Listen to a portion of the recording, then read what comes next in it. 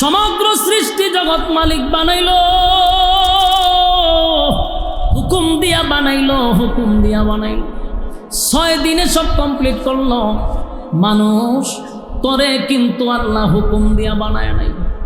আল্লাহ তোরে 10টা মাস 10 দিন লাগাইয়া বানাইছে। কুদরতি হাত তোর মাথায় লাগাইছি। এত মহব্বত আর এত ভালোবাসা বান্দা তোরে বানাইছি। বানানোর পরে আবার স্বীকৃতি দিছি 4টা, কসম করছি 4টা। 3 ফলের কসম করলাম আমি আল্লাহ, জাইতুনের কসম করলাম আমি, তুর পাহাড়ের কসম করলাম, মক্কা নগরীর কসম করলাম। লাকাদ খালাকনাল ইনসানা ফি আহসানি তাকওয়িম। 4 কসম করে বলছি, মানুষের চেয়ে সুন্দর আমি আল্লাহ কাউরে বানাই নাই। তাহলে তোর এত সম্মান আর মর্যাদা দিয়া বানাইলাম, 2টা শর্ত দিলাম, 2 শর্ত তুই মানলি না। তুই কি মনে করছ আমি আল্লাহ তোরে ছেড়ে দিব? কথা হয় না, আমি তোরে ছাড়তাম না। আমি আগুন দিয়া তোরে জ্বালাবো আর পোড়াবো। কথা হয় না দি? লাবিসিনা ফিহা আহকাবা, যুগের পর যুগ সেখানে থাকবে।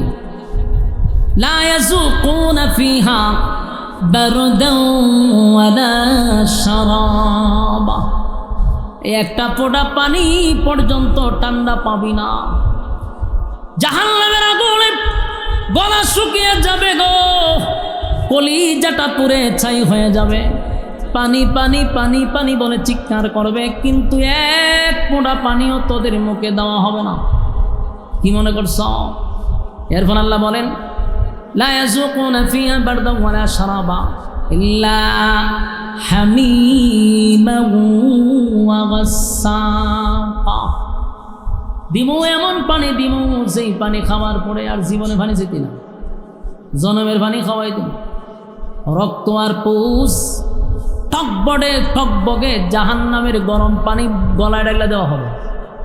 এটা এত গরম, ভিতরের নারী বুড়ি যা আছে গো সব গলে গলে গলে গলে জাহান্নামের আগুনের গরমে পেটের নারী বুড়ি গলে পায়খানার রাস্তায় বাহির হয়ে যাবে। নাউজুবিল্লাহ।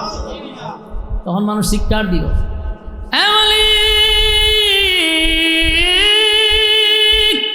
এমন পানি দিলার পানি লাগবো না। আল্লাহ কয় জনমের পানি দুনিয়ায় খাওয়াইছি। টিউবওয়েল পানি চাপ দিলে হয় ঠান্ডা, গরমের সময় পানি হয় ঠান্ডা, শীতের সময় পানি করে দেই গরম। এত নিয়ামত কামার পরে আমি আল্লাহর গোলামি করলি না। বান্দা আজকে বুঝ মজা কেমন লাগে। শর্ত তো মাত্র 2টা দিছিলাম, ইন্নাল্লাযীনা আমানু ওয়া আমিলুস সালিহাত। ঈমান আর নেক আমল 2টা লইয়া আসলে আমি তোরে বানাইতাম মেহমান, আমি আল্লাহ হইতাম মেজবান। আমার কথা রাখস নাই। এখন মজা বুঝ। এখন আপনার কাছে প্রশ্ন, এই 2টা শর্ত কারা কারা মানবেন? হাত তুল্লা দেখান। লিল্লাহে তাকবীর, লিল্লাহে তাকবীর। 2 শর্তে রাজি আছি তো ইনশাআল্লাহ? একটা ঈমান আর একটা নেক আমল। আল্লাহ রাব্বুল আলামিন বলেন, সেই কঠিন মুসিবতের দিনে যদি ইবাদত থাকে, নেক আমল থাকে, নেক আমলের পাল্লা যদি বাড়ি হয় গো, ওয়াদা দিলাম জান্নাতুল ফিরদাউসের মেহমান বানাবো। 1 নাম্বার হলো ঈমান। ইন্নাল্লাযীনা আমানু, বান্দা তোমরা ঈমান আনো। ঈমান আনবো কার মতো ঈমান আনবো? আল্লাহ বলেন আমিনু কামা আমানান নাস। ঈমান আনো ওই মানুষের মতো যারা ঈমান আনছে, তাদের মতো ঈমান আনো। তারা কারা রে? সাহাবায়ে কেরাম। সাহাবায়ে কেরামদের মতো তোমরা ঈমান আনো। যারা ঈমান আনছে, ঈমানের বিনিময়ে জীবন দিছে, ঈমান দেয় নাই। ঈমানের জন্য জীবন দিল, ঈমান দেয় নাই। তাই প্রত্যেকটা মানুষ যাদেরকে নিজেরা ঈমানদার দাবি করব, লেখা রাখেন আল্লাহ ঈমানের পরীক্ষা নিবে। কথা হয় না? এই ঈমানের পরীক্ষা নিবে গো। ইমানের পরীক্ষা ছাড়া কোনো মানুষ আপনারা পাস করতে পারবেন না। পরীক্ষা হবে, এটা নিশ্চিত। যেই মানুষগুলারে আল্লাহ দুনিয়ায় জান্নাতের সার্টিফিকেট দিল, তারাও পরীক্ষা দিছে না? বিনা পরীক্ষা পরীক্ষা। তুমি আর আমিও ইমানদার দাবি করব আর পরীক্ষা হবে না, এটা সম্ভব না। আল্লাহ কাউরে গরিব বানায়া পরীক্ষা করবে, গরিব বানাইয়া পরীক্ষা করবে। বুঝে নিতে হবে গরিব হওয়াটাই আমার সাবজেক্ট, এটাই আমার পরীক্ষা, এই সাবজেক্টেই আমাকে পাস করতে হবে। আল্লাহ কাউরে ধনী বানাইব, কোটি কোটি কোটি হাজার কোটি টাকার মালিক বানাইতে পারে। বুঝে নিতে হবে এটাই আমার সাবজেক্ট, এখানেই পাস করতে হবে। কাউরে মালিক অসুস্থতা দিবে, বছরের পর বছর খালি অসুস্থ, এরকম মানুষ আছে না? আবার কাউরে মালিক পেরেশানির মধ্যে রাখে, মুসিবত, খালি মুসিবত। বুঝে নিতে হবে এটাই তোমার একটা পরীক্ষার সাবজেক্ট। সর্বহালতে আমরা বলবো আলহামদুলিল্লাহ, আলহামদুলিল্লাহ। কারণ গরিব বানাইয়াও পরীক্ষা নিতে পারে, কথা হয় না? যুবক ভাইরা, মুসা আলাইহিস সালাতু ওয়াস সালাম আল্লাহর পয়গম্বর ছিল, সাধারণ না, কালিমুল্লাহ। আল্লাহর সঙ্গে কথা বলতো, প্রতিদিন মালিকের সঙ্গে কথা বলতো। একদিন রাস্তা দিয়ে যাচ্ছিল মুসা পয়গম্বর, রাস্তার মধ্যে এক বৃদ্ধা মহিলা, শরীরে ভালো করে কাপড় নাই, এত বৃদ্ধ, তার একটা ঘর নাই, পেটে খাবার নাই। এই মহিলা মুসা আলাইহিস সালাতু ওয়াস সালামের সামনে দাঁড়ায়া বলে, মুসা পয়গম্বর, আমি শুনছি তুমি নাকি আল্লাহর সঙ্গে সাক্ষাৎ করো, মালিকের সঙ্গে প্রতিদিন কথা বলো। হ মুসা রে, আমি দাঁড়ায় আছি তোমার সাক্ষাতের জন্য। ও আল্লাহর পয়গম্বর, আল্লাহর সঙ্গে যখন তুমি সাক্ষাৎ করবা, যখনই তুমি কথা বলবা, আমি বুড়িটার জন্য আল্লাহর কাছে একটু কথা বইল। আমার মালিকরে বলবা, আমার মালিক কেন আমার এত গরিব বানাইলো, এত গরিব বানাইলো? নাই, আমার কিছু নাই, ওই যে একটা সুপ্রি ঘর, ভিতরে বৃষ্টি পড়ে, কোন রকম এই ঘরের ভিতরে আমি জীবন যাপন করি। এক বেলা যদি খাই তাহলে আরেক বেলা খাইতে পাই না, আমি এত গরিব। মুসা একটু আল্লাহর কাছে বলবা। মুসা নবী বৃদ্ধা মহিলার কথাটা মনোযোগ দিয়ে শুনছে, বলে ঠিক আছে, মাথায় রাখলাম। মুসা নবী চলে যাচ্ছে তোর পাহাড়ে, রাস্তার মধ্যে একজন ধনী ব্যক্তি উনার আটকাইছে। এত ধনী, এত ধনী। মুসা আলাইহিস সালাতু ওয়াস সালামকে বলেন, মুসা পয়গম্বর, শুনছি আল্লাহর সঙ্গে আপনি কথা বলেন, প্রতিদিন নাকি আপনি সাক্ষাৎ করেন। মুসা পয়গম্বর, আপনি আল্লাহর কাছে কথা বলার শেষে আমার কথা একটু বলবেন। আমার একটা কাজ হলো, আল্লাহ আমার এত সম্পদ দিছে, এত সম্পদ, এত সম্পদ, আমি আর এই সম্পদের লোড বহন করতে পারি না। এত কেন দিল? আমার এত সম্পদের দরকার নেই। আপনি একটু আল্লাহরে বলবেন, মালিক যেন আমার সম্পদ কমায়া দেয়, কমায়া দেয়, এত সম্পদের আমার দরকার নেই। আপনি একটু আল্লাহরে কইবেন। মুসা নবী কইটা বলা হয়, ঠিক আছে আমি বলবো। মুসা আলাইহিস সালাতু ওয়াস সালাম তোর পাহাড়ের উদ্দেশ্য রওনা দিছে। রাস্তার মধ্যে দেখে একজন লোক হাঁটতে পারে না, পা নাই, হাতও নাই, জবান আছে। কি শুরু করছেন ভাই, যেগুলো আমি দেখতে পারি না, বিরক্তিটা। আপনারা ওয়াজের মাঝখানে কিন্তু বামার ঢুকাইতেছেন, গুড়া গাড়া আসেনি আরো কুলো লই আন না করে আপনারা যেটি ওয়াজ শুনবো বাড়ির গিয়ে দেন ঘুমাইতেছে। আর বাচ্চা কাচ্চা দেখো টুপি একটা মাথার দেখো ওয়াজ গিয়া, যে ওয়াজ শুনবে হে বাড়ির ঘুমায়, আর যত গুড়া গাড়া আছে সব পাঠাই দেয়। তখন ঠিক করলে কি হইব, আইনা তো বোয়ান একবার আমার সামনে যাতে বামাটা ঢুকাইতে পারে। এরাতে ছোট মানুষ, এরা কি আপনি আমার মতো বুঝে? না, না। এরা কথা কইব, এটা এরা স্বভাব ছোট মানুষ। কিন্তু যারা বুঝদার এরা এখানে বসানো ঠিক হয়েছে না। আল্লাহর হস্তে বিরক্ত করেন না ভাই। একটা ধ্যানে ওয়াজ করলাম, মাঝখানটা দেন কথা কয়ে 12টা বাজে। এগুলা তো ঠিক না, কথা কয়েন না, কথা কয়েন না। কথাগুলো একটু মনোযোগ দিয়ে শুনেন। জি প্রথম আটকাইছে কে? জি গরিব, এরপরে ধনী, এখন প্রতিবন্ধী, পা নাই, হাতও নাই, শুধু কথা বলতে পারে।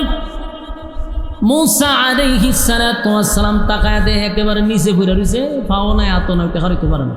জি নিচ থেকে কয়, মূসা পয়গম্বর, আপনি আল্লাহর পয়গম্বর জানি, আপনি নাকি আল্লাহর সঙ্গে কথা বলেন। বড় আশা লইয়া সারাটা দিন আপনার অপেক্ষায় আমি এখানে দাঁড়ায় আছি, শুয়ে আছি।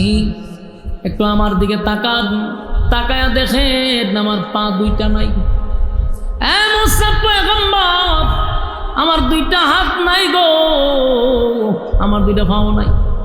মূসা রে, আমি শুধু এতটুকু জানতে চাই আমার মালিকের কাছে, যে আপনি একটু আল্লাহর জিগাইবেন আমারে কোন খামে বানাইছে, আমারে কোন খামে বানাইছে। আমার দিয়ে হাতও নাই, ফাও নাই, আমি খাই আর ঘুমাই, আমার খাম কিতা? আমার আল্লাহ কেন বানাইল? আপনি আল্লাহর একটু জিগাইয়েন। আমার মালিক যে আমারে বানাইছে কোনো কাজের জন্য বানাইছে কিনা, না বেহুদই বানাইছে আমারে? দুনিয়া তো আমার বরবাদ হয়ে গেল, কারণ আমার হাতও নাই, পাও নাই। তাই আমার আল্লাহ যেন আমারে জানায় যে আমারে কোনো খামের লেগে বানাইছে। 3 ব্যক্তির অভিযোগ লইয়া মূসা পয়গম্বর চলে গেল তুর পাহাড়ে, আল্লাহর সঙ্গে কথা বলতে লাগলো। কথা বলার এক পর্যায়ে মূসা আলাইহিস সালাতু ওয়াস সালাম বললেন, মালিক, আপনার কাছ দিয়ে যাওয়ার আগে, কথা বলার শেষ হওয়ার আগে 3টা ব্যক্তির অভিযোগ জানাইতে চাই। আল্লাহ জানেনি? কথা কয় না, আল্লাহ তো সবই জানে। শুনি। 1 নাম্বার অভিযোগ হলো, একটা বৃদ্ধা মহিলা রাস্তার মধ্যে আমার আটকাইছে। তার অভিযোগ হলো তার কিছুই নাই। তারে এত গরিব কেন বানাইলেন? আমার কাছে বলছে আপনি যেন তারে ধন সম্পদ দেন। এটা হলো প্রথম মহিলার অভিযোগ, যে গরিব, আল্লাহরে কই আমার কিছু দিত। 2 নম্বর ব্যক্তি হলো, মালিক, তারে এত ধন সম্পদ দিছেন, এখন আর সে সম্পদ নিতে চায় না। তার ধন সম্পদ কিভাবে কমবে, কিভাবে নষ্ট হবে, আপনি আল্লাহ বইলা দিতেন। 3 নাম্বার ব্যক্তিটা হলো, 3 নাম্বার ব্যক্তিটার হাতও নাই, পাও নাই, এক বুক হয়ে নামাজ লম্বা করছে, নামাজ শর্টকাট করছে। ওনারা যখন খাটের সঙ্গে দাঁড় করাইছে, 2 হাতে ভালো করে প্যারাক মারছে, পায়ে প্যারাক মারছে, শরীরে প্যারাক মারছে। যুবক ভাইরা আমার, একটা জীবন্ত মানুষের শরীরে যদি প্যারাক মারা হয় কেমন কষ্ট হয়, সেটা কি আপনার ওয়াজ করে ফোন লাগবো? একটা মানুষের শরীরে কিভাবে প্যারাক মারা শুরু করছে, 1টা 2টা নয়, অসংখ্য প্যারাক ওনার শরীরে মারতে লাগলো, সারা শরীর দিয়ে রক্তকরণ হচ্ছে। এক পর্যায়ে একজন বেঈমান এসে বলেন, খোবাইব, এই পর্যন্তই তোমাকে শাস্তি দিব, মৃত্যুদণ্ড দিব না, একটা শর্তে। বলে কি শর্ত? বলে তুমি গলা উঁচু করে শুধু তোমার নবী মুহাম্মদকে একটা গালি দিবা, নাউজুবিল্লাহ। আরবের একটা সিস্টেম হইল, রাগ উঠলে যদি আপনি থুতু মারেন, কেউ মুখ থুতু মারলে আর রাগ আরো বেশি উঠে, মারাত্মক সেটা থাকা। আরবে দেখবেন সে দেখ খুব মারাত্মক, ঠাস করে গুসা উঠলেই থুতু মারা যায়। খুবাইব রাদিয়াল্লাহু তাআলা যখন বলছে রাসূলকে গালি দিলে ছেড়ে দিন, উনি ঠাস করে থুতু মেরে দিয়েছে কাফেরের মুখ। বলছে, আমারে তুই রাসূলকে গালি দিয়া যে জীবন আমি ভিক্ষা পাবো, এরকম 1000 বছরের জীবনকে আমি লাথি মারি। নবীর বেয়াদবির জিন্দেগি আমার দরকার নাই। চিন্তা করছেন? এরারে কয় ইমান, এটারে কয় কথা কয় না। ইমানের জন্য এত বড় সুযোগ দেওয়া হলো, একটা গালির বিনিময়ে তোমাকে ছেড়ে দিব। খুবাইব রাদিয়াল্লাহু তাআলা বলেন, আমাকে যদি 1000 বছর জীবন ভিক্ষা দেওয়া হয় রে, আর আমার নবীরে গালি দেওয়ার কথা বলস, জিন্দিগি তো আমার জবান থেকে বাইর হবে না, না 1000বার মরতে রাজি। খুবাইব রাদিয়াল্লাহু তাআলা আনহুকে তারা একে একে প্যারাক মারতে মারতে মারতে দুনিয়াতে বিদায় করে দিছে। উনি ইমান দেয় নাই, ইমান দেয় নাই, জীবন দিয়া দিছে। যুবক ভাইরা, ওনার শহীদ হওয়ার পরে কিছুদিন পরে ওই যে মহিলা যে দেখছিল দৃশ্যটা, কাফেরের বোন, এই মহিলা গেছে রাসূলের দরবারে, গিয়া সেখানে গিয়া কালেমা পড়ে ঈমান আনছে।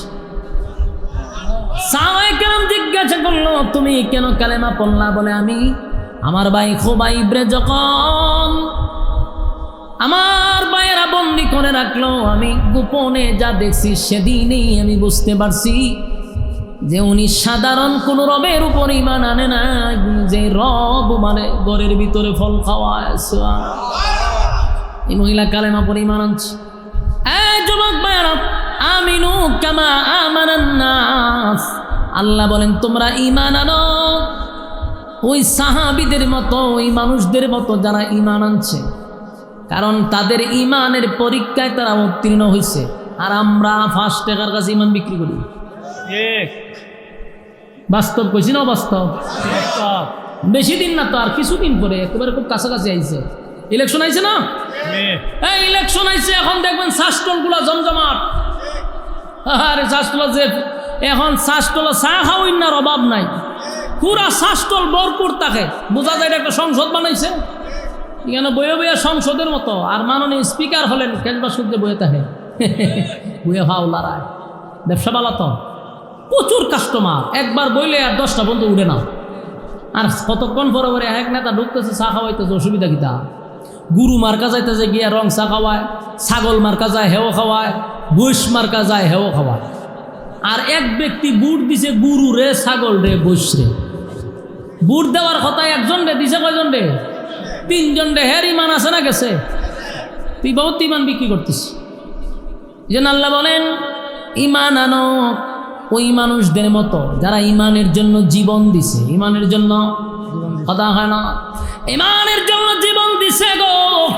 ইমান দেয় নাই, ইমান দেয় নাই, ইমান দেয় নাই, ইমান দেয় নাই। কত সাহাবী জীবন দিয়া দিল, ইমান দেয় নাই। আমরা শুধু বেলালের ঘটনা শুনছি, খাব্বাবের ঘটনা শুনছি, অন্যান্য সাহাবীদের জীবনী শুনছি। তারা বুঝি ইমান দিছে, তারা বুঝি ইমান দেয় নাই। এরাই বুঝি শুধু কষ্ট করছে। না, শুধু তারা নয় রে, অসংখ্য অগণিত সাহাবীরা ইমানের পরীক্ষা দিছে, ইমানের পরীক্ষা দিছে। 13টা বছর মাক্কি জিন্দেগির 13টা বছর একসাটিয়া একতরফা শুধু মার খাইছে, একসাটিয়া একতরফা খালি মার খাইছে। আল্লাহর পক্ষ থেকে বলা হইল, হাবিব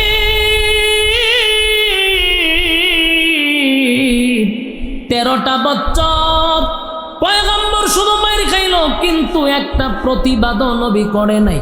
এমনকি প্রতিশোধ নেওয়ার জন্য হাতে অস্ত্র তুলে নাই। কেন জানেননি? আল্লাহ বলছেন আপনাকে ধৈর্য ধারণ করতে হবে। আপনি ধৈর্য ধরেন।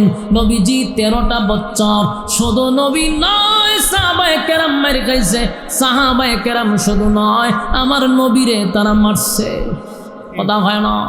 আমার নবীরেও মারছে গো। এত নির্যাতন করছে, এত নির্যাতন। কোন সাহাবীদের গলার মধ্যে রশি লাগাইছে, মরুভূমি দিয়া হাঁটায় নিয়ে গেছে। কোন সাহাবীদের বুকের উপর পাথর রাখছে, তৈলের মধ্যে ছেড়ে দিছে, বিনিময়ে জীবন দিছে। ঈমান দেয় নাই। হাবিবে কিবরিয়া খানায়ে কাবার সামনে যখন সেজদা দিচ্ছিল, নবীজির পিঠের উপরে উটের নারী বুড়ি পর্যন্ত রেখে দিছে।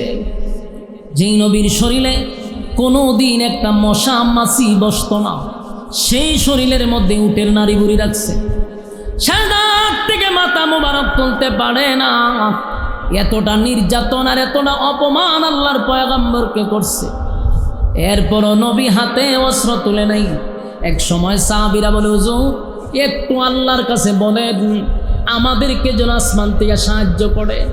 নবীজি বরদাস্ত করতে পারি না গো,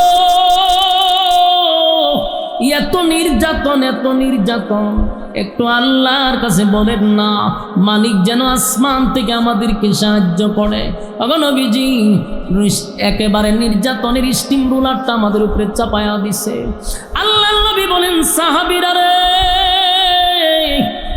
এই হালতে যদি, এই অবস্থায় যদি দুনিয়ার থেকে তোমরা বিদায় হয়ে যাও, আমি নবী ওয়াদা দিলাম আল্লাহর তরি জান্নাত তোমাদের জন্য ওয়াজিব হয়ে যাবে। ঈমান নেক আমল লইয়া যদি তোমরা কবরে যাও, আল্লাহ জান্নাতের মেহমান তোমাদেরকে বানায়া দিবে। এরকম বহু সাহাবীদেরকে নবী সান্ত্বনা দেয়, কিন্তু নির্যাতন বন্ধ হয় না। আম্মার রাদিয়াল্লাহু তাআলা আনহু নবীর একজন সাহাবী। আম্মার, এই আম্মারকে আবু জাহিল না বাইদা রাখছে। আম্মারের মা হলো সুমাইয়া রাদিয়াল্লাহু তাআলা আনহা। মা ছেলেকে এমন নির্যাতন করছে, ছেলের সামনে মারে উলঙ্গ করছে শুধুমাত্র ঈমানের জন্য। জান্নাতে যাওয়ার আগে, শাহাদাতের পেয়ালা নসিব হওয়ার আগে মা তার সন্তানকে নসিহত করে গেছে, আম্মার রে, আমি যদি এখন শাহাদাত বরণ করি বাবা, দুঃখ নাই, কিন্তু সব হালতে সাবধান, বেঈমানের কাছে মাথা নত করবি না, বেঈমানের কাছে মাথা নত করবি না। মা শাহাদাতের আগে সন্তানকে এই কথা বলে গেছে। আমার ব্রাহ্মণবাড়িয়ার যুবক ভাইয়েরা, আমাদের উপরে ঈমানের পরীক্ষা আসবে, আমাদের উপরও পরীক্ষা আসবে। আমরা দুনিয়ার সব কিছুর কাছে মাথা নত করতে পারি, ঈমানের ক্ষেত্রে কোনো বেঈমানের কাছে মাথা নত করব না। কথা হয় না? পরীক্ষা আসবে, বিপদ আসবে, মুসিবত আসবে, কিন্তু আমরা বেঈমানদের কাছে মাথা নত করব না। ঈমানের জন্য জীবন যদি দিতে হয় আমরা জীবন দিব। রাজি আছেন? আর যুবক ভাইরা, আমিনু কামা আমানান নাস, ঈমান আনো ওই মানুষদের মতো যারা ঈমান আনছে। তাই আমরাও সিদ্ধান্ত নিব, ঈমান যেহেতু আনছি রে, নিজের ঈমানদার দাবি করছি, ঈমানের পরীক্ষা কিন্তু আমাদের উপর আসবে। কথা হয় না? ঈমানকে দুর্বল করলে চলে না। এখন আপনার ঈমান তো জাগাত নাই, একবার আল্লাহর কাছে যান, একবার বাবার কাছে যান, তো দুনো ভ্যারাইটি চলে আপনি কেমনি কথা কটা তুই বাবার কাছেও চায়, আল্লাহর কাছেও চায়, তাহলে ঈমান থাকবো নি জায়গা? আমার সব কিছু কার জন্য? ইন্না সলাতি ওয়া নুসুকি ওয়া মাহইয়ায়া ওয়া মামাতি লিল্লাহি রাব্বিল আলামিন, লিল্লাহি রাব্বিল আলামিন। আমার নামাজ, আমার রোজা, আমার হজ, আমার যাকাত, আমার জীবন, আমার মরণ কার জন্য? সব কিছু আমার সব কিছু আল্লাহর জন্য। আমার যদি কোনো কিছু চাইতে হয় কার কাছে চাইব? আরো জুড়ে। আমার সন্তান নাই, চাইব কার কাছে? আমার মালিকের কাছে। গভীর রজনীতে আপনি যায় নামাজে বসা মালিকের কাছে দোয়া করবেন, আল্লাহ রব্বি হাবিলি মিনাস সালিহিন, আল্লাহ আপনি আমাকে একটা নেককার সন্তান দান করেন। মালিকের কাছে সন্তানের জন্য দোয়া চাইবেন। কসম খোদার কোনো বাবার কাছে যাবেন না, কোনো মাজারে চাইবেন না, কোনো বাজারে চাইবেন না। চাইতে যদি হয় কার কাছে? আর এই কপালটা, এই মাথাটা, এটা কার জন্য? আল্লাহ ছাড়া এই মাথা আমরা কারো কাছে নত করব না। কথা হয় না? শিরিকের কয়েকটা ধরন আছে। ঈমান রক্ষা করার জন্য প্রথম শর্ত হলো আল্লাহ ছাড়া কারো কাছে মাথা নত করব না। কথা হয় না? আমরা দেশের মানুষ জায়গায় বে জায়গায় মাথা টেকায়া দেয়। কথা হয় না?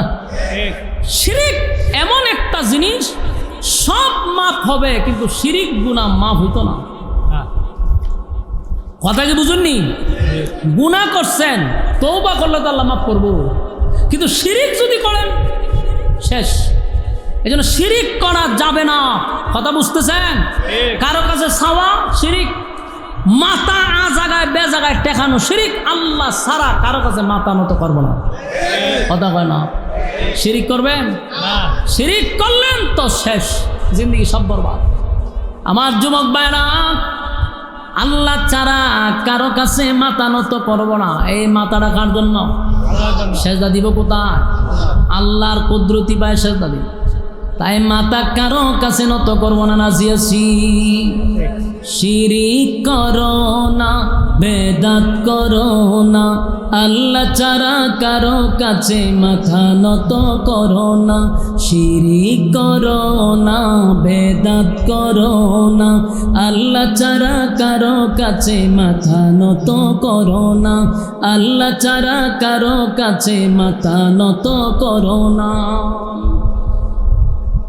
মাথা নত করুন যাইবনি না, কথা দিব না, প্রতিটা কথায় আওয়াজ দিতেই তো মাথা নত করতেছে নেই। আরে বাইঙ্গা হন লাগবে আপনারা রে, কত জায়গায় বেজাগায় সেজদা দিয়ে ঘুরে থাকে। বাস্তব না বাস্তব? শিরিক করো না, বেদাত করো না, আল্লাহ ছাড়া কারো কাছে মাথা নত করো না। আল্লাহ জান্নাতুল ফিরদাউসের মেহমান বানাবো।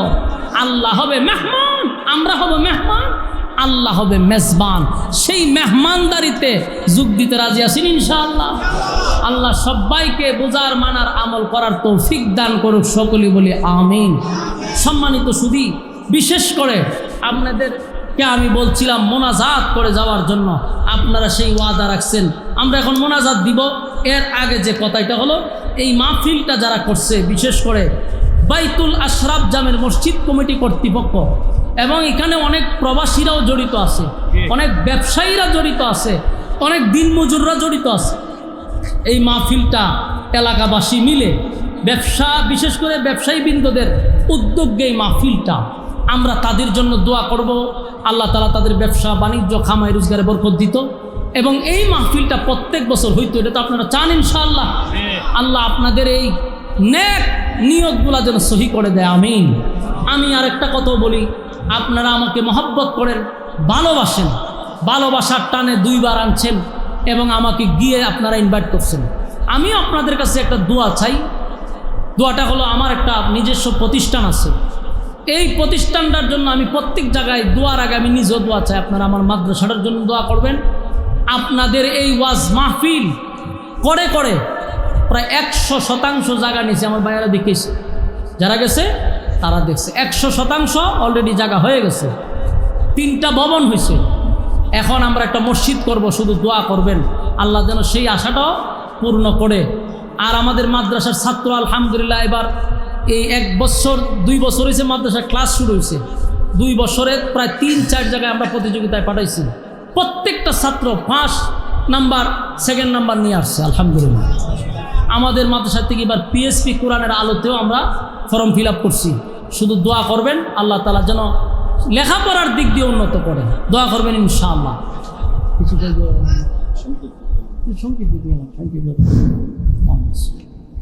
আসসালামু আলাইকুম ওয়া রাহমাতুল্লাহি ওয়া বারাকাতুহু। সম্মানিত হাজিরিন, চান্দপুর পূর্বপাড়া বাজার আল বাইতুল আশরাফ জামে মসজিদ মসজিদের মাহফিল এই প্রধান অতিথির বক্তব্যের মাধ্যমে শেষ হয়েছে। আমাদের এই মাহফিলে আপনারা আসছেন, আপনাদেরকে যেভাবে কদর করার দরকার ছিল, সেবা করার দরকার ছিল, আমরা করতে পারি নাই। এই জন্য আপনাদের কাছে আমরা ক্ষমা প্রার্থী। আমাদের এই মাহফিলের জন্য যারা টাকা দিয়ে, পয়সা দিয়ে, জান দিয়ে, মাল দিয়ে সহযোগিতা করেছেন, দেশ এবং বিদেশ থেকে অনেক প্রবাসীরা আমাদেরকে সহযোগিতা করেছেন, সকলের জন্য দোয়া চাই, রোগীদের জন্য দোয়া চাই। আগামী বছর যেন এর চাইতে আরো বড় আকারে আমরা মাহফিল করতে পারি, আপনাদেরকে উপহার দিতে পারি। আপনারা আমাদের জন্য দোয়া করবেন। আসসালামু আলাইকুম ওয়া রাহমাতুল্লাহি ওয়া বারাকাতুহু। اللهم صل على محمد وعلى آل محمد كما صليت على إبراهيم إنك حميد। এই 17 তারিখ, 17 তারিখ সামনে শুক্রবারে, কোথায় এটা? ওই আবার আইতেছি তো কত বড় করে আমার লাগবে, খুব কাছে আছে ইনশাআল্লাহ। আপনারা শুক্রবারে সেখানে আপনাদের সাথে দেখা হবে। আমরা সবাই দোয়া শরীক আল্লাহ দোয়া শরীক আসতে গজল একটা গাওয়া হয়েছে, গজল অলরেডি একটা গাওয়া হয়েছে। আবার শুক্রবারে আসতেছি, শুক্রবারে আসতেছি। চর্চা করেন। গজল কি চর্চা করি? তুই গজল গাইতাম?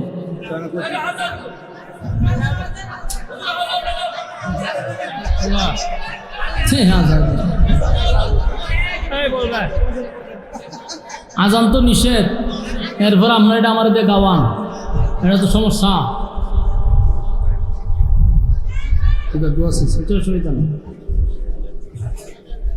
ঠিক আছে ইনশাআল্লাহ। কিতা গজল? গজল আমি আসলে চর্চা করি না, তো সমস্যা হলেই কেন অন দেখতেছি চর্চা করুন লাগবে। হায়াতের দিন ফুরিয়ে যায় বন্ধু, তোমার নেই তো ভাবনা, তুমি আছো রং তামাশায় শয়তানের ধোকায়, তুমি আছো রং তামাশায় শয়তানের ধোকায়, তুমি আছো রং তামাশায় শয়তানের ধোকায়। ক্ষমা পাবে অনুতাপে অনুশোচনায়, হায়াতের দিন ফুরিয়ে যায়।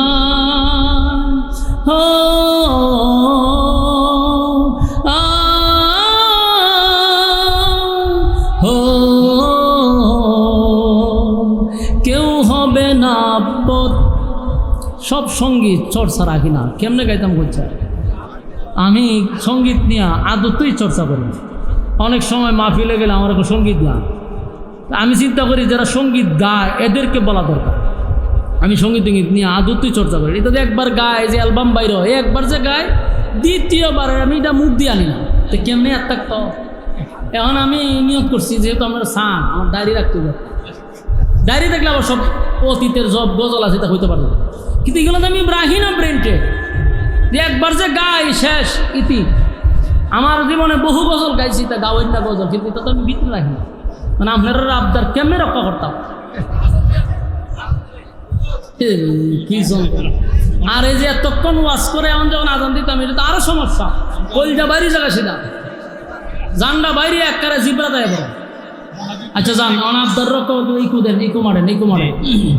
দুইটা কলি আপনাদেরকে শোনাচ্ছি, দুইটা কলি শোনাচ্ছি, দেন একটু ইকু দেন, আরো ইকু দেন, মাঝখান থেকে শোনা। হাইয়া আলাস সালাহ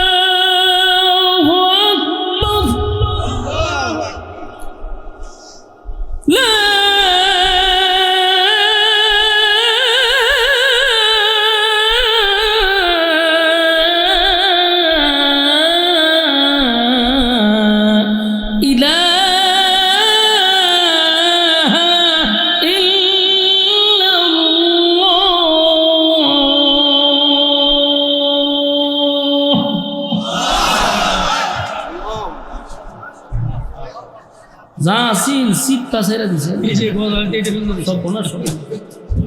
দুরূদ শরীফ পড়েন। তবে আমাদের ন্যাশনাল কসবার মাইকটা ভালো, এর খুব বক্ত আমি। যদিও আমরা তরিকার লোক বেড়া না, মাঝে মাঝে আমরা বিরুদ্ধে করতে পারে, কিন্তু আমি এদের মহব্বত করি। যত মাহফিল হইতেছে ন্যাশনাল আমার খুব ফেভারিট একটা মাইক, এতে এতে বুঝে সিস্টেম, বুঝে তো কোনা না কোনটা করতেই এরা বুঝে। আর কোনো মাইক দিয়ে ওয়াজ করলে মনটা হয় মাইকটা হলে আমার নিজের মাথা দুবারই মেরে দিই, এমন কষ্ট লাগে। তো অনেক মাইক ম্যানরা গেছে রে হুজুর আপনি কেড়ে বিরুদ্ধে, বাইরে আমি তোর বিরুদ্ধে কেড়ে করতাম, আমার কি নিজস্ব মাইক কোম্পানি আছে, আমার তো কোনো জিতাজিতি নাই, কিন্তু আমার মাইনা লেতা জস আমি বাঁচতে গিয়া তোর বিরুদ্ধে ফোন লাগে। মাইক ভালো হলে আমরা তো ক্যাটারকেটি করার দরকার নাই, মাইকটা ভালো মাশাআল্লাহ, সাউন্ডটা মন মতো রাখলেই হয়। এরপরে কি কয় শুক্রবার আসতেছি, এটা তো ন্যাশনাল থাকবো না, মালিক বলে দিছি শুক্রবার পাউন্ডারে সব জায়গায় বলে দিতেছি এই মাইক ভালো আলহামদুলিল্লাহ। দেখেন আমার শত্রু মত্রু নিয়ে লাগে জায়গা দুরূদ শরীফ পড়েন আল্লাহুম্মা সাল্লি আলা মুহাম্মদ ওয়া আলা আলি মুহাম্মদ কামা সাল্লাইতা আলা ইব্রাহিম ইন্নাকা হামিদুম মাজিদ আল্লাহুম্মা আমিন। ربنا ظلمنا أنفسنا وإن لم تغفر لنا وترحمنا لنكونن من الخاسرين رب العالمين আল্লাহ গভীর রাত হয়ে গেছে, নজুলের রহমতের সময়, দোয়া কবুলের সময়। আল্লাহ সাদা সাদা দাড়িওয়ালা মুরব্বীরা আমার সঙ্গে হাত বাড়াইছে, আল্লাহ নওজোয়ান আমার তরুণ যুবক ভাইরা হাত বাড়াইছে, ছোট ছোট মাসুম বাচ্চারা আমার সাথে হাত বাড়াইছে, পর্দার আড়ালে আমার মা বোনেরা হাত বাড়াইছে, বিশেষ করে জাতির শ্রেষ্ঠ সন্তান হযরত উলামায়ে কেরামরা হাত বাড়াইছে। আল্লাহ আমি গুনাহগার, নাগান্দা, নাফরমান, নালায়েক, অযোগ্য, মুসাফির হালতে আপনার বান্দাদের সঙ্গে হাত বাড়াইছে। মেহেরবানি করে জীবনের সগীরা কবিরা ইচ্ছা অনিচ্ছা দেখাইয়া না দেখাইয়া অঙ্গ প্রত্যঙ্গর দ্বারা যত গুনাহ করছি মেহেরবানি করে জিন্দেগির গুনাহ মাফ করে দেন। আল্লাহ আমরা যারা হাত বাড়াইছি আমাদের মধ্যে অনেকের মা নাই, বাবা নাই, দাদা নাই, দাদি নাই, নানা নাই, নানি নাই, শ্বশুর নাই, শাশুড়ি নাই, আত্মীয় স্বজন, ভাই বারাদর, পাড়াপড়শি, হকদার, দাবিদার, মায়ার মানুষ, মহব্বতের মানুষ। আল্লাহ অন্ধকার কবরে যারা চলে গেছে মেহেরবানি করে তাদের কবরে সব পৌঁছায়া দেন। আমাদের পক্ষ থেকে লাখো কোটি দুরুদ এবং সালাম সোনার মদিনায় নাম ধরে ধরে সালাম পৌঁছায়া দেন। আল্লাহ আমরা যারা হাত বাড়াইছি, আল্লাহ আমাদের মা বাবা যারা দুনিয়ার মধ্যে নাই, আমাদের গুনার কারণে তাদের কবরে আপনি আযাব দিয়েন না। আল্লাহ আমাদের গুনার কারণে মা বাবার কবরে আপনি আযাব দিয়েন না। আল্লাহ মেহেরবানি করে আব্বা আম্মাকে মাফ করে দেন। রব্বির হামহুমা কামা রব্বায়ানি সগীরা। আল্লাহ ছোটবেলা আব্বা আম্মা যেইভাবে আমাদেরকে লালন পালন করছে আপনি কুদরতিভাবে আব্বা আম্মাকে লালন পালন করেন। আল্লাহ আমাদের আব্বা আম্মা যারা বেঁচে আছে হায়াতে আমলে আপনি বরকত দান করেন। আল্লাহ আমরা যারা হাত বাড়াইছি আমাদের মধ্যে কত মানুষ কত সমস্যায় পড়ে হাত বাড়াইছে, কেউ অসুস্থ আছে আপনি শিফায়ে কামেলা আজেলা দান করেন। আল্লাহ কেউ ঋণগ্রস্ত আছে ঋণ থেকে আপনি মুক্তি দান করেন। আল্লাহুম্মা কফিনি বিহালালিকা আন হারামিক ওয়া আগনিনি বিফাদলিকা আম্মান সিওয়া। আল্লাহ আমাদেরকে হালাল রোজগারের ব্যবস্থা করে দেন, হারাম থেকে আপনি হেফাজত করেন। আল্লাহ আমাদের মধ্যে অনেক মানুষ পেরেশানিতে আছে, পেরেশানি দূর করে দেন। আল্লাহ যে যে সমস্যার মধ্যে আছে গায়বী খাজানার থেকে সমাধান করে দেন। আল্লাহ ঘরে রহমত বরকত দান করেন। যেই সমস্ত ভাইরা বিদেশে বাড়িতে আছে প্রবাসী তাইকে সমগ্র সৃষ্টি জগৎ মালিক বানাইলো, হুকুম দিয়া বানাইলো, হুকুম দিয়া বানাইলো। 6 দিনে সব কমপ্লিট করলো মানুষ, তোরে কিন্তু আল্লাহ হুকুম দিয়া বানায় নাই। আল্লাহ তোরে 10টা মাস 10 দিন লাগাইয়া বানাইছে, কুদরতি হাত তোর মাথায় লাগাইছে। এত মহাব্বত আর এত ভালোবাসা বান্দা তোরে বানাইছি। বানানোর পরে আবার স্বীকৃতি দিছি 4টা, কসম করছি 4টা। 3 ফলের কসম করলাম আমি, আল্লাহ জাইতুনের কসম করলাম আমি, তুর পাহাড়ের কসম করলাম, মক্কা নগরীর কসম করলাম। লাকাদ খালাকনাল ইনসানা ফি আহসানি তাকওয়িম। চার কসম করে বলছি, মানুষের চেয়ে সুন্দর আমি আল্লাহ কাউরে বানাই নাই।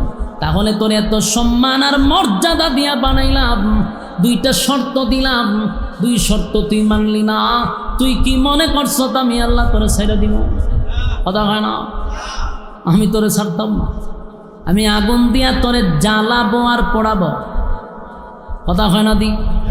লাবিসিনা ফিহা আহকাবা, যুগের পর যুগ সেখানে থাকবে।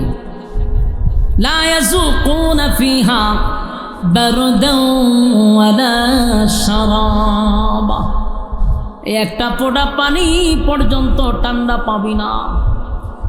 জাহান্নামের আগুনে গলা শুকিয়ে যাবে গো, কলিজাটা পুড়ে ছাই হয়ে যাবে। পানি পানি পানি পানি বলে চিৎকার করবে, কিন্তু এক ফোঁটা পানিও তোদের মুখে দেওয়া হবে না। কি মনে করছ? এরপর আল্লাহ বলেন লা ইয়াযুকুনা ফিহা বারদান ওয়ালা শারাবা ইল্লা হামিমান ওয়া গাসসাকা। দিমু এমন পানি দিমু, যেই পানি খাওয়ার পরে আর জীবনে পানি যেতে না, জনমের পানি খাওয়াই দিন। রক্ত আর পুষ টকবগে জাহান্নামের গরম পানি গলায় ডাইলা দেওয়া হবে। এটাই এত গরম, ভিতরের নারী বুড়ি যা আছে গো সব গলে গলে গলে গলে জাহান্নামের আগুনের গরমে পেটের নারী বুড়ি গলে পায়খানার রাস্তায় বাহির হয়ে যাবে। নাউজুবিল্লাহ। তখন মানুষ চিৎকার দিল,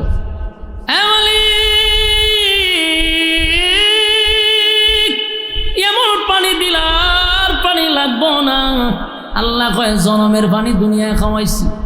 টিউবওয়েল পানি চাপ দিলে হয় ঠান্ডা, গরমের সময় পানি হয় ঠান্ডা, শীতের সময় পানি করে দেই গরম। এত নিয়ামত কামার পরেও আমি আল্লাহর গোলামি করলি না। বান্দা আজকে বুঝ মজা কেমন লাগে। শর্ত তো মাত্র দুইটা দিছিলাম, ইন্নাল্লাযীনা আমানু ওয়া আমিলুস সালিহাত, ঈমান আর নেক আমল দুইটা লইয়া আসলে আমি তোরে বানাইতাম মেহমান, আমি আল্লাহ হইতাম মেজবান। আমার কথা রাখস নাই। এখন মজা বুঝ। এখন আপনার কাছে প্রশ্ন, এই দুইটা শর্ত কারা কারা মানবেন? হাত তুল্লা দেখান।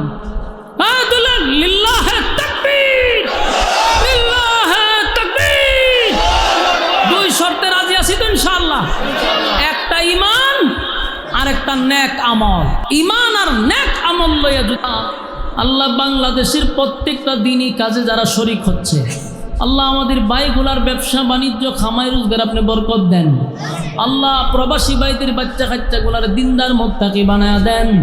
আল্লাহ বিশেষ করে এই মাহফিলটা যারা টাকা দিয়া, পয়সা দিয়া, বুদ্ধি দিয়া, শ্রম দিয়া, রান্না বান্না কইরা যে যেমনে পারছি মাহফিলটার জন্য সাহায্য সহযোগিতা করছে, আল্লাহ আমরা যেখানে বসে খানা খাইলাম ওই বাড়ির অনেক মানুষ আমার কাছে দোয়া চাইছে।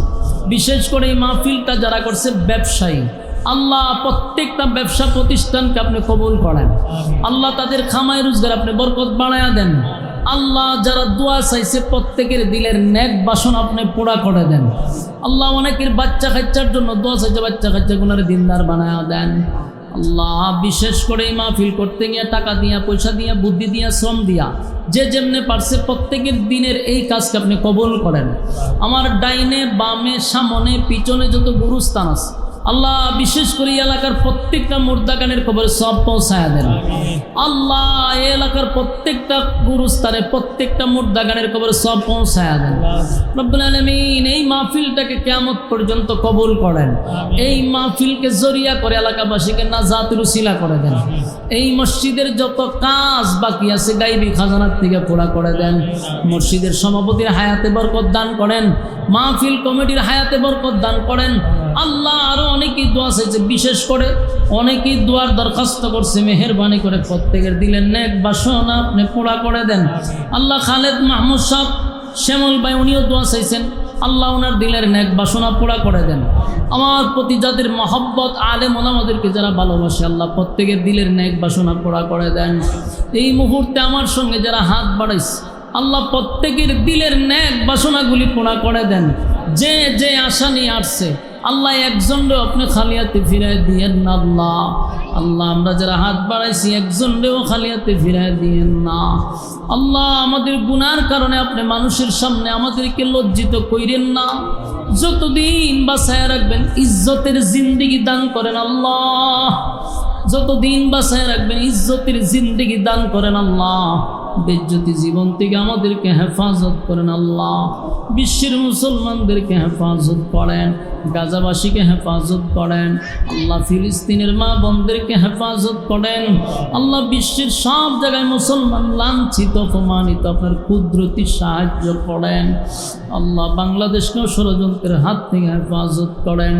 সুবহান রাব্বিকা রাব্বিল ইজ্জাতি আম্মা ইয়াসিফুন ওয়া সালামুন আলাল মুরসালিন والحمد لله رب العالمين آمين برحمتك يا أرحم الراحمين. السلام عليكم.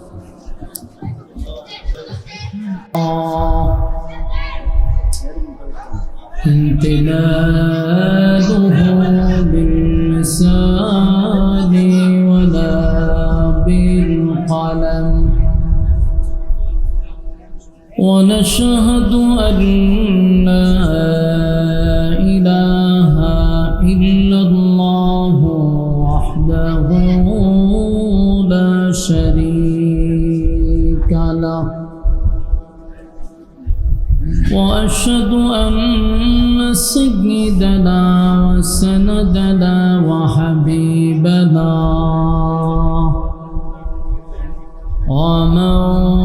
ومولانا محمدا عبد الله ورسوله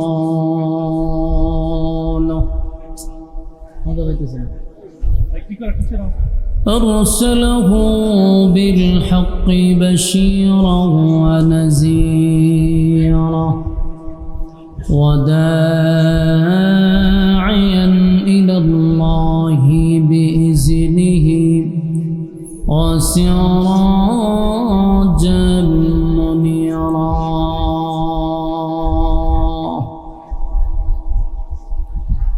أما بعد فأعوذ بالله من الشيطان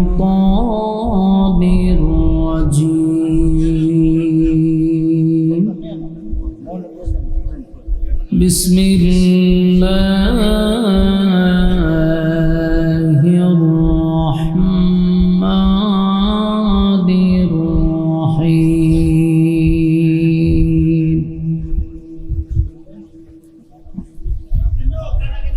إن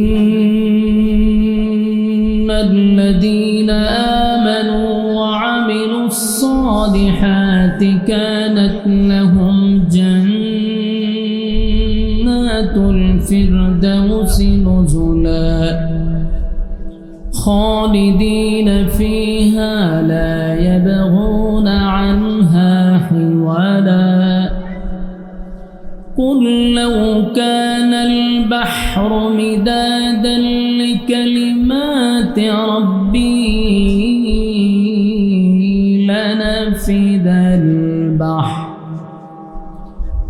لنفد البحر قبل أن تنفد كلمات ربي ولو جئنا بمثله مددا. قل إنما أنا بشر مثلكم يوحى إلي أنما إلهكم إله واحد فمن كان يرجو لقاء ربه فليعمل عملا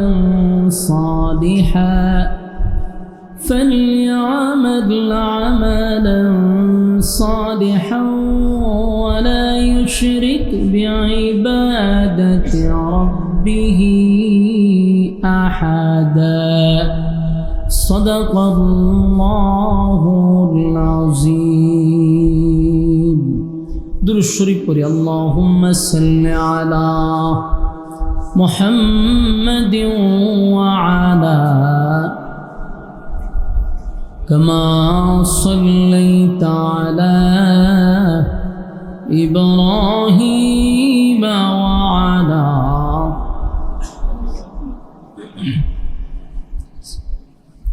إنك حميد مجيد اللهم بارك على محمد وعلى آل محمد كما باركت على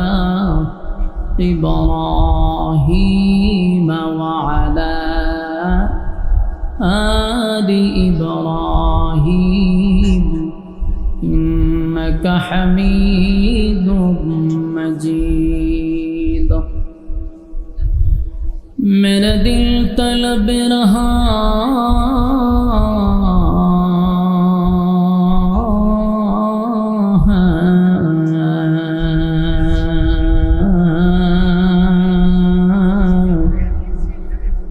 मेरे जलने रहा है सीना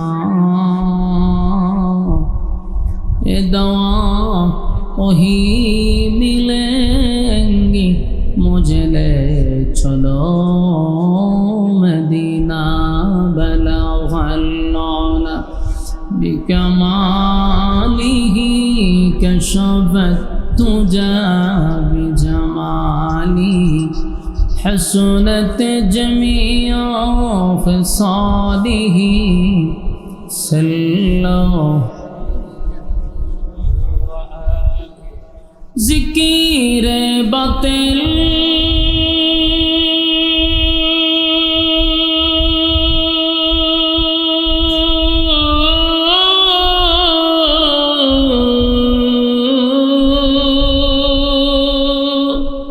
खो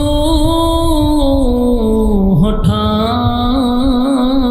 दे दिल से रबे जिक्र में तेरे लगा दे रोज शाब ला इलाहा इल्लल्लाह ला इलाहा ला इलाहा ला इलाहा इल्लल्लाह ला इलाहा ला इलाहा इल्लल्लाह ला इलाहा ला इलाहा इल्लल्लाह मुहम्मदुर रसूलुल्लाह सल्लल्लाहु अलैहि वसल्लम।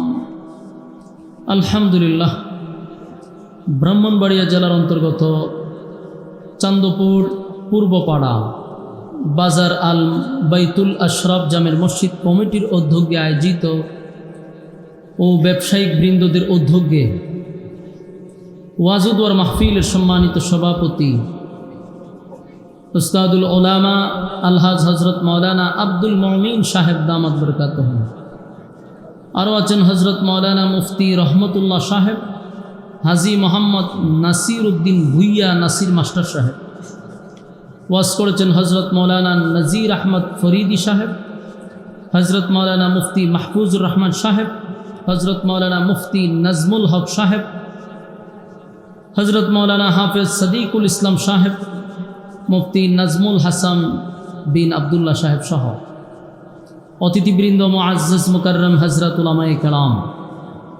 উপস্থিত আছেন আমার নওজোয়ান তরুণ যুবক ভাইয়েরা, মুরব্বিয়ান আযম, মাইকের আওয়াজ যতটুকু দূরে যায় অবস্থানরত পর্দানিশী মা ও বোনেরা, সকলকে আমার অন্তরস্থল থেকে জ্ঞাপন করছি মোবারক শুকরিয়া আদায় করছি যে রব্বে করিম আমাদেরকে দুনিয়ার বিভিন্ন ফিতনা ফাসাদ থেকে হেফাজত করে, হাজারো মানুষের মাঝখান থেকে যাচাই বাছাই করে, নির্বাচিত করে, পছন্দ করে, মহব্বত করে, ভালোবেসে দিনই এক মজলিসে আলেমদের সোহবতে আসার বসার যে তৌফিকটুকু রব্বে কারীম আমাদেরকে দিয়েছেন, এজন্য আমরা শুকরিয়া আদায় করছি।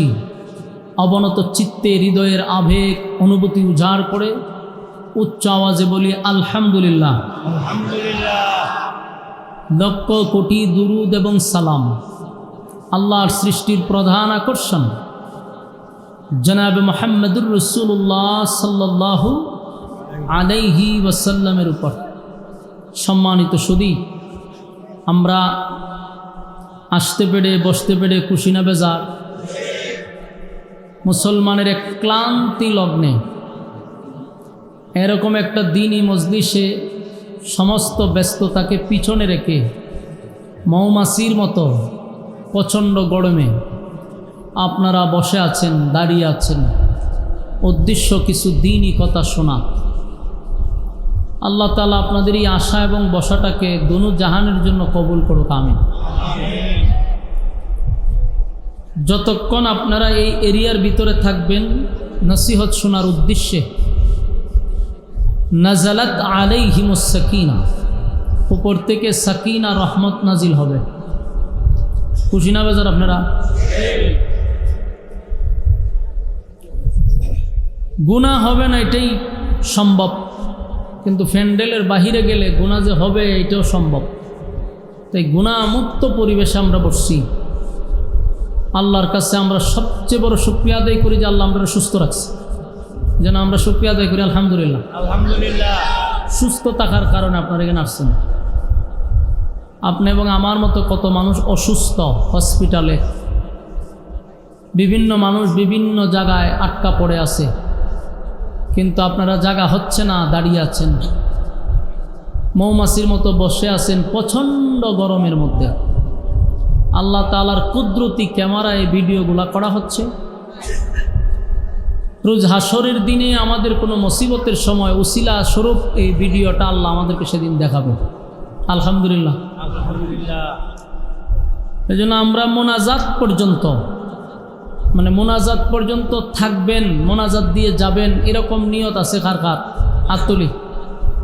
হ্যাঁ, আমি উপরে বসার কারণে সব দেখি। যারা দাঁড়ায় আছেন অনেকে হাত তুলেন না, এর লক্ষণ খারাপ, উদ্দেশ্য খারাপ।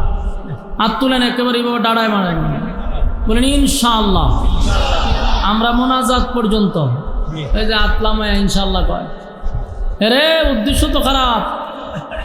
কেউ যদি আপনার পাশে আতলামায় রাত তুলেন না কা, খালি ওয়াদাটা কোনো রকম করাই দেন, বলে ইনশাআল্লাহ। মোনাজাত পর্যন্ত আমরা আসি ইনশাআল্লাহ। জায়গা পর্যন্ত আটকাই দিছে। ওয়াদা বরখেলাপ করা মুনাফিকের খাসলত, কথা কই না দি। কেউ যদি এখন উড়ে কি হইয়া যাইব? মুনাফিক হইয়া। তে কেউ গেলে আপনারা স্লোগান দিবেন, আমি কমু কে যায় রে, আপনারা বলবেন মুনাফিক যায়। ইজ্জত থাকবো নি না? হ্যাঁ, ইজ্জত বাঁচাইবার লেগে বই তখন লাগবে, মান সম্মান শেষ হইব। বসেন, কথা আমরা না বলি। আশপাশে ভাই কথা কইেন না, কথা কইলে মনোযোগ নষ্ট হইব। কেউ আমরা কথা না বলি। যেহেতু আপনারা দাঁড়িয়ে আছেন, কেউ বসে আছেন প্রচণ্ড গরমের মধ্যে, আমি ভূমিকা লম্বা না করে ডাইরেক্ট আলোচনায় ঢুকে গেলে যতক্ষণই বসলেন আলোচনার মধ্যেই থাকলেন। আমি ভূমিকা লম্বা করে আপনাদেরকে কোনো কষ্ট দিব না ইনশাআল্লাহ। আসুন আমরা আলোচনায় ঢুকে যাই। আমি আপনাদের সামনে সূরা কাহফের শেষ অংশের আয়াতগুলি তেলাওয়াত করছি। এই আয়াতকে সামনে রেখে আমরা কিছু কথা আপনাদের সামনে উপস্থাপন করতে চাই। আল্লাহ তাআলা বলনেওয়ালাকে বলার, শুননেওয়ালাকে শ্রবণ করার তৌফিক দান করুক, আমিন। আমার তেলাওয়াতকৃত আয়াতে আল্লাহ দুইটা শর্ত দিছে। বলুন শর্ত কয়টা? এইভাবে জপতে থাকবেন, তাহলে একেবারে আলোচনা মুখস্থ হয়ে যাবে। আল্লাহ আমাদেরকে শর্ত দিছে দুইটা, এবং সুসংবাদ জানাইছেন একটা। বলুন সুসংবাদ কয়টা? শর্ত কয়টা? দুইটা শর্ত যদি আমরা মানি, আল্লাহ আমাদেরকে এমন সুসংবাদ দিছে যেই সুসংবাদটা শুনলে আপনারও খুশি হবেন। আমার তেলাওয়াত কি তো আয়াত আল্লাহ বলে, ইন্নাল্লাযীনা আমানু ওয়া আমিলুস সালিহাতি কানাত লাহুম জান্নাতুল ফিরদাউসি নুজুলা। আল্লাহ বলেন দুইটা শর্ত, ইন্নাল্লাযীনা আমানু, এক নম্বর শর্ত হলো ঈমান, দুই নম্বর ওয়া আমিলুস সালিহাত, নেক আমল। তাহলে ঈমান আর একটা হলো নেক আমল, এটা হলো শর্ত। কানাত লাহুম জান্নাতুল ফিরদাউসি নুজুলা। আল্লাহ বলেন এই দুই শর্ত যে মানব, জান্নাতের সর্বোচ্চ ভিআইপি যে জান্নাত, যেটার নাম হলো জান্নাতুল ফিরদাউস, আল্লাহ কয় আমি সর্বোচ্চ জান্নাতুল ফিরদাউসের মেহমান বানায়া দিব। বলুন শর্ত ছাড়া না শর্ত সাপেক্ষে? বিনা শর্তে ফেরদাউস দিবে না। দুই শর্তের বিনিময়ে সর্বোচ্চ জান্নাতের মেহমান বানাবে। আল্লাহ হবে মেজবান আর আমাদেরকে বানাবে মেহমান। কি সুসংবাদ, কি কপাল আমাদের! মাত্র শর্ত হইল দুইটা। এই দুইটা শর্তের কারণে আল্লাহ বলেন ভিআইপি জান্নাতের মেহমান বানাবো। শুনতে তো বড় সহজ, ঠিক না? যে মাত্র দুইটা শর্ত, ঈমান আর আমল, অসুবিধা কি? এখানে যারা বসছে সবার দাবি ঈমানদার, সবার দাবি হইলো আমরা নেক আমল করি, তো জান্নাত হয়ে গেছেন, আপনারা জান্নাতুল ফেরদাউসের মেহমান হয়ে গেছেন না, ঠিক না? খুব সহজ। যতটুক সহজ মনে হয়, বাস্তবতা কি এতটা সহজ? ঈমান এমন এক জিনিস যেটা আমরা সকালে ঈমান লইয়া ঘর থেকে বাহির হই আর ঘুমাইবার সময় বেঈমান হইয়া ঘুমাই। বর্তমান পরিস্থিতির এরকম হয়েছে।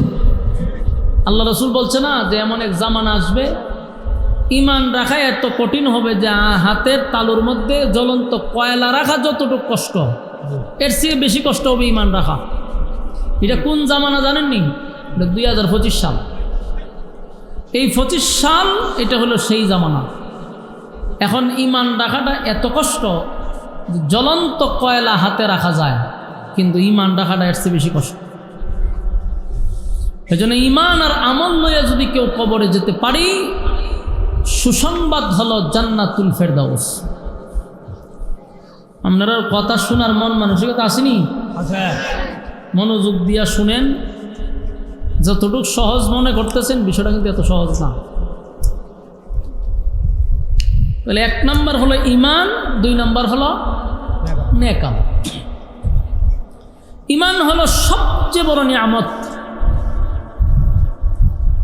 আর আমি প্রায় সময় বলি ঈমানটাকে আমি একটা অ্যাকাউন্ট বলি, অ্যাকাউন্ট।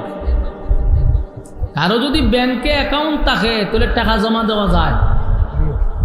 এখন আপনার টাকা লইয়া ব্যাংকে গিয়া যদি তখন বলে আমার 1 লাখ টাকা জমা রাখেন, তো ম্যানেজার জিজ্ঞাসা আপনার অ্যাকাউন্ট নাম্বার বলেন, আপনি যখন বলে আমার কোনো নাম্বার নেই, আমার কোনো অ্যাকাউন্ট নেই, তো টাকাটা রাখবো কৌ? টাকা রাখার কোনো জায়গা নাই। তো অ্যাকাউন্ট যদি থাকে তাহলে টাকা জমা দিতে পারবেন। ঈমান যদি আপনার থাকে তাহলে নামাজ পড়লে ঢুকবে, রোজা রাখলে ঢুকবে, ইবাদত বন্দি করলে এটা ঢুকবে অ্যাকাউন্টে। ঈমানই নাই তাহলে আপনি ঢুকাবেন কেমন? ঈমান নাই, নামাজ পড়ে কি করবেন? ঈমান নাই, রোজা রাখবেন, যাইব কো? যাওয়ার জায়গা নেই। ইকুটা একটু কমান। এখন আপনি চিন্তা করেন, তাহলে ঈমানটা একটা অ্যাকাউন্টের মতো। ঈমান ঠিক আছে, নামাজ, রোজা, হজ, যাকাত, ইবাদত, বন্দেগী যা করবেন সব ঢুকবে। তাহলে প্রথম তো আমার অ্যাকাউন্ট করতে হবে। এই জন্য ঈমানের ব্যাপারে আমাদের সতর্ক থাকা দরকার। ঈমানটা আবার এত সহজ না। এখন আসুন আমরা ঈমান আনব। আল্লাহ প্রত্যেক জায়গাত ঈমানদাররে ওয়াজ করছে। কেন করছে? কারণ আমাদের ঈমান জায়গাত থাকে না। আমরা ঈমান লড়াচড়া করে, আমরা ঈমান বিক্রি হয়, আমরা জাকাত ফল্টি মেরে দিই। এই জন্য আল্লাহ বারবার ঈমানদারকে দেখেন জাহান্নাম থেকে বাঁচার কথাও ঈমানদাররে বলছে। ইয়া আইয়ুহাল্লাযীনা আমানু কু আনফুসাকুম ওয়া আহলিকুম নারা। হে ইমানদারেরা, জাহান্নামের আগুন থেকে তোমরা বাঁচো, পরিবার সহ বাঁচো, একা না, তোমার আহালকে বাঁচাও। বলুন বেঈমানরে কইছে না ইমানদাররে কইছে? ইমানদাররে বলছে। মানে ইমানদাররে আল্লাহ বারবার কেন এত সতর্ক করতেছে? আমরা তো সবাই ইমানদার। এই যারা দাঁড়ায় আছেন আপনারা বেঈমান না ইমানদার? হয়তো হতা কয় না, চিন্তা করে গেছে গা। জোরে খান ইমানদার। বৈশা যারা রয়েছেন ইমানদার। আমিও নিজের দাবি করি ইমানদার, হুজুরও দাবি করে ইমানদার, সবাই নিজের ইমানদার দাবি করছি, ঠিক নেই? তো এক বেচারা যে ঈদের নামাজও পড়ে না, সারা বছরে ঈদের নামাজটিও পড়ে না, নামাজ নাই, রোজা নাই, হজ নাই, জাকাত নাই, ফর্দা নাই, সুদে ঘুষে জেনা বেবিচার টেন্ডারবাজি সাদাবাজি কোনো আকাম বাদ নাই যে হে করে না। এর যদি আপনি জিজ্ঞাসা করেন আপনি ইমানদার না বেঈমান, বুগত তাফা দিয়ে কইব আমি ইমানদার, ঠিক নেই? এমনি হয়তো না, তাফাটা দিয়া কইব। যদি কোন বলে ভাই আপনি দি ঈদের নামাজও পড়েন না, ইমান আপনার আসেনি, ভাই সভ্য না, নামাজ না বললে গেছে আমার ইমান বড় শক্ত। তাহলে দাবির বেলা হে আপনার থেকে আরো বেশি, দাবির বেলায় আরো বেশি মজবুত, তাফা দিয়া হয় ইমান আছে। তাহলে এখন আমরা একটা প্রশ্ন জাগে না, সুদ করেও কয় ইমানদার, ঘুষ করেও কয় ইমানদার, বেনামাজিও কয় ইমানদার, বেফরদাওয়ালাও কয় ইমানদার, টেন্ডারবাজেও কয় ইমানদার, সাদাবাজেও কয় ইমানদার, দুর্নীতিবাজেও কয় ইমানদার, জেনা করেও কয় ইমানদার, ইমাম সাহেবও কয় ইমানদার, বক্তায়ও কয় ইমানদার, ফিস সাহেবও কয় ইমানদার, সবই ইমানদার। বেঈমান কো কথা হয় না, যে রে কয় হেও কয় আমি ইমানদার, তো বেঈমানটা গেল কো? সম্মানিত সুধী, শুধু সাবাবাজি করে দাবি করলে তো হবে না, বাস্তবায়ন হতে হবে। আমি দাবি করলাম ইমানদার, কিন্তু আসলে কি আমি ইমানদার? গাঞ্জা খায় 3 ওয়াক্ত, হেরে নাম পালাইছে ফুলের মতো পবিত্র। তাহলে এই কথা বলে তো দাবি করা যাবে, কিন্তু অরিজিনালি কি আমরা ইমানদার হইতে পারবো? দাবি দিয়া ইমানদার হওয়া যায়। ইমানদারের ইমানই পরীক্ষা হয়। কথা কি বুঝতেছেন? আচ্ছা, জ্বর উঠেনি আপনারা? তাপ জ্বর উঠলে ফার্মেসির থেকে ডাক্তার আনলে ডাক্তারে ব্যাগ থেকে দেখবেন একটা কলম বাইর করে, এটা বগলের নিচে ঢুকায় রাখে, এটার নাম হইল থার্মোমিটার। বলুন কি মিটার? থার্মোমিটার। এটারে কয় জ্বর মাপার মেশিন। তো এই থার্মোমিটার ওই জিব্বার নিচে দেয়, আনালে বগলের নিচে দেয়, দিয়া কতক্ষণ দইয়া কয় যে আপনার জ্বর 103 অথবা 104, যে মেশিনটা দিয়া মাফে এটার নাম হলো থার্মোমিটার। তো জ্বর মাফার মেশিন থাকার কারণে জ্বর কত আপনি না বললেও বাইর করুন যায়। কথা কন না জি? আপনি যদি তখন বলেন না আমার জ্বর বেশি না, কিন্তু মাইপটা দেখা যায় আপনার জ্বর সর্বোচ্চ, এটা মাফার মেশিন আছে। কিন্তু ইমান মাফার মেশিন তো নাই। ইমান মাফার মেশিন না থাকার কারণে সুদকুরেরাও হয় ইমানদার, ঘুষকুরেরাও হয় ইমানদার, বেনামাজিরাও হয় ইমানদার, জেনাকুররাও হয় ইমানদার। কেন কয়? মাফার মেশিন নাই। ওই আমার কথা বুঝুন না আপনারা, একটু হানা কন্যা গা। মেশিন না থাকার কারণে দাবিটা করার সুযোগ পাইছে। কথা কয় না তো? যদি মেশিন থাকতো তাহলে দাবি করতে পারত। আমি যে বক্তাইছি ওয়াজ করতাম, আমি ইমানদার দাবি করতে পারতাম না যদি মেশিন থাকতো। আমি যখন স্টেজে উঠলাম হইলে তখন বলে হুজুর একটু খারুচ্ছেন, আপনি ওয়াজ করবেন পরে আগে বগলের নিচে একটু আলগি দেন।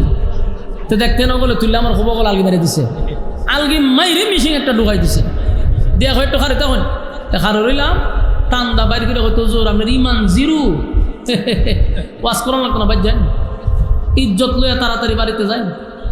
ধরা খাইলাম বলিনি ইমাম সাহেব নামাজ পড়াই, তো ইমাম সাহেবের নামাজ পড়াইবার আগে বগলের নিচে খাটি ঢুকাই দিছে। আগে পরীক্ষা করে পরীক্ষা করে দেখতো ইমান জিরো। ইমাম সাহেবের ইমামতিত না দিয়ে হয়তো মান সম্মান থাকতে বেগ লইয়া বাড়ি যায়, ঠিক নেই? নেতা এসে বক্তব্য দিত, হয়তো বক্তব্য দিবি পরে আগে তোরা যে মানছে ফুলের মতো পবিত্র হয়, আমরা মিঠাটা লাগাই দেখে লই, বগলের নিচে আলগি দিয়ে ঢুকাই দেখতো যে ইমান জিরো। হয়তো নেতাগিরি করবে পরে আগে গেন থেকে ভাগ, নাহলে বেজ্জুতি হবি, ঠিক নেই? ফিরাইলে মুরিদ করবার লাগিয়া বলে মুরিদ করবি পরে, ফাও টিপব তোর পরে, আগে তোর ইমান মাইপা লই। ইমান মাইপা দেখা যায় ইমান জিরো, ফিরে ঘরের ভিতরে অর্ধেক জুতা বাইরে বাইরে বাহির, ঠিক নেই? তাহলে এই মিশিংটা না থাকার কারণে সর্বমহলের মানুষ নিজের ইমানদার দাবি করে। আওয়াজ দেয় না কেন? মাফার মিশিং নাই, তাই সাবাবাজি যার মনে চায় সেও করতেছে। 3 বেলা গাঞ্জা খায়, মুস লাল হয়ে গেছে, হেও নিজের ইমানদার দাবি করে। কেন দাবি করে? মিশিং নাই, কেউ প্রমাণ করতে তো না। হ্যাঁ গাঞ্জা খাইলে কি হইব, কিন্তু হ্যাঁ নিজের দাবি করে ইমানদার। আল্লাহ কয় মিশিংটা দিছি না কেন? আমি বান্দাদেরকে মানুষের সামনে বেইজ্জতি করতে চাই না। তোর ইজ্জত আর সম্মান আমি রক্ষা করার জন্য এই মিশিং পাঠাই নাই। কারণ তোর মনের অবস্থা তুই ভালো করে জানোস। নিজেকে নিজে শুধরানোর জন্য আল্লাহ আমাদেরকে এই মিশিং দেয় নাই। দিলে তো কেউ আর ভালো থাকলো নইলে, কেউ আর বড় গলায় কথা বলতে পারতো না। এই জন্য আল্লাহ হয় বান্দা আমি তোর মানুষের সামনে লজ্জা দিই না, নিজে শুধরায় যাও। ইমান এমন এক জিনিস, দুনিয়ার সব কিছুর ব্যাপারে ছাড় চলে, ইমানের ব্যাপারে কোনো ছাড় নাই। তাহলে একটা পাইলাম ইমান। এবার আসুন 2 নম্বর হলো নেক আমল। নেক আমল আমাদের জীবনে দরকার আছে না নাই? দুনিয়াতে যার টাকা আছে তার দাম আছে, টাকা ছাড়া এই দুনিয়াতে অন দাম পাওয়া যায় না। বাস্তব না বাস্তব? টাকা ছাড়া মা বাপের কাছে সন্তানের দাম নাই। এখন বেকার কদিন থেকে দেখেন করো, দেখবেন মা বাপই সন্তান দেখতে পারে না। তাহলে এই দুনিয়ায় চলতে গেলেও ভাই টাকা লাগে। যার টাকা আছে তার দাম আছে, যার টাকা নাই দাম নাই। আর পরকালের সিস্টেম হলো যার নেক আছে তার দাম আছে, যার নেকি নাই তার 4 পয়সার কোনো দাম নাই। তাহলে আমাদের জীবনের নেক আমলের দরকার আছে না নাই? আল্লাহ বলেন আমি তোমাদেরকে দুনিয়ায় পাঠাইছি নেক আমল করার জন্য। তোমরা গোলামি শুধুমাত্র কেবলমাত্র আমার করবা, আর তাম সৃষ্টি জগৎ আমি তোমাদের গোলামি করার জন্য বানাইছি। সুবহানাল্লাহ থাকলে বলতে পারেন আল্লাহ আমরা অনর্থক বানাইছে। আফাহাসিবতুম আন্নামা খালাকনাকুম আবাসাও ওয়া আন্নাকুম ইলাইনা লা তুরজাউন। রব্বে কারীম বলেন অনর্থক দুনিয়ার জমিনে আমি পাঠাইনি।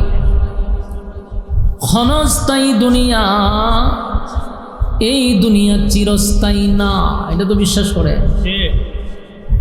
পৃথিবীর সব মানুষ একটা বিষয়ে একমত, এটা হলো পৃথিবী চিরস্থায়ী না, এটা ক্ষণস্থায়ী, থাকার জায়গা না।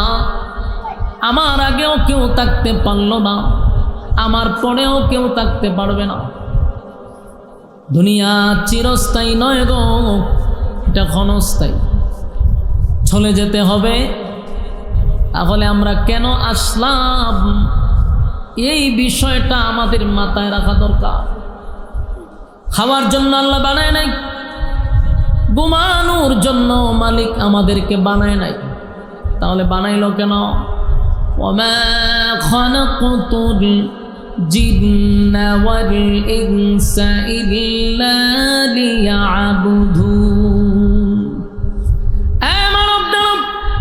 দুইটা জাতিরে আমি আল্লাহ শুধুমাত্র কেবলমাত্র আমার গোলামির জন্য বানাইছি। বান্দারে আমার গোলামি ছাড়া বিকল্প কোনো রাস্তা যদি চলস, এই রাস্তা ভালো হবে না। বারবার তোদেরকে আমি সতর্ক করে দিলাম, আমি কিন্তু বানাইছি ইবাদতের জন্য। আর সমগ্র পৃথিবীর যত সৃষ্টি জগৎ আছে, সূর্য চন্দ্র গ্রহ নক্ষত্র পাহাড় পর্বত সাগর নদী নালা খাল বিল কীট পতঙ্গ, সব বানাইছি বান্দা তোর গোলামির জন্য। আমার যুবক ভাইরা, এই পৃথিবী চিরস্থায়ী না, ক্ষণস্থায়ী। দুইটা জিনিস লইয়া আমাদের যাইতে হবে। একটা হলো ঈমান, আরেকটা হলো নেক আমল। এই পৃথিবীর থেকে যেদিন চিরবিদায় হয়ে চলে যাব, যদি জাররা পরিমাণ ঈমান লইয়াও কবরে যাইতে পারি রে, জাররা পরিমাণ, আল্লাহর নবী বলেন একদিন বান্দারে আল্লাহ জান্নাতে ঢোকাবে। শুধুমাত্র যারা পরিমাণ ঈমান থাকার কারণে। দুইটা জিনিস লইয়া যদি যাইতে পারে, ঈমান আর আমল। গুনার কারণে মানুষ শাস্তি পাবে, কিন্তু যারা পরিমাণ ঈমান থাকার কারণে মালিক তারে জান্নাত দিবে। ঈমান বড় মারাত। যুবক ভাইরা, হাসরের মাঠে সেদিন আমাদের জন্য কোনো পরিচয় বাঁচাইতে পারবে না যে অমুক পীর সাহেবের আমি ধরছিলাম, আমার পীর সাহেব কেনা এসা বাঁচাইব। এটা কি সম্ভব? আমার যুবক ভাইরা, হাসরের মাঠে কেউ কারো হবে না। ইয়াউমা ইয়াফিরুল মারউ মিন আখিহি ওয়া উম্মিহি ওয়া আবি ওয়া সাহিবাতিহি ওয়া বানি। হাসরের মাঠে মাই তো তার সন্তানের পরিচয় দিবে না, বাবা তার সন্তানের পরিচয় দিবে না। মার থেকে কি মাসির আদর বেশি? ওহ, কথা হয় না। আপনারা কি আমার ওয়াজ বুঝেন? প্যান্ডেলে কি আওয়াজ যায়? হ্যাঁ, আপনারা না আওয়াজও তো কম কা ওয়াজ দিয়ে শুনেন, আমার তো কাউন্টার দিতেই হবে। যা হওয়া বুঝতেছি, বলুন মার থেকে কি মাসির আদর বেশি? যদি মার থেকে মাসির আদরটা বেশি হয়, বুঝবেন সন্দেহ আছে, ঠিক নেই? মা নিজেই সন্তানের পরিচয় দিবে না।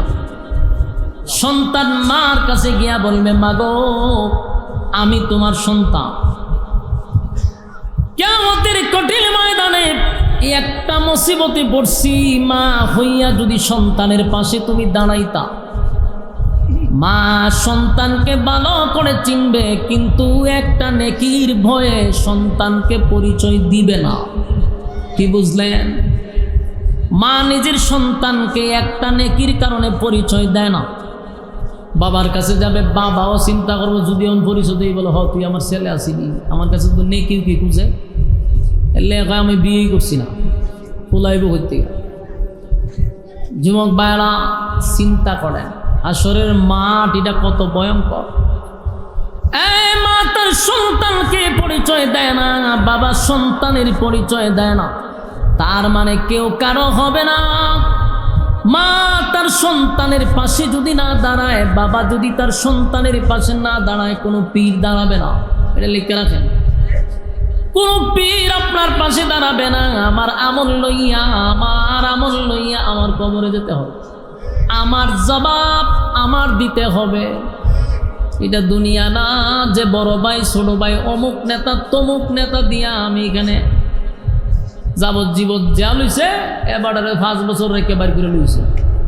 কারণ বড় ভাই আছে, ছোট ভাই আছে। হাসরের মাঠে কি সম্ভব? এখানে কথা কয় কেনা ভাই? সবচেয়ে বিরক্ত হইলো কথা কয়টা। তোমরা বালানা বাইকে ঘুমাইবার না, কথা কওয়া শুরু করছে, কারণ বলে দিচ্ছি। কথা বন্ধ করেন, গুরুত্বপূর্ণ কথা মনোযোগ দিয়ে শুনেন, খুব গুরুত্বপূর্ণ কথা।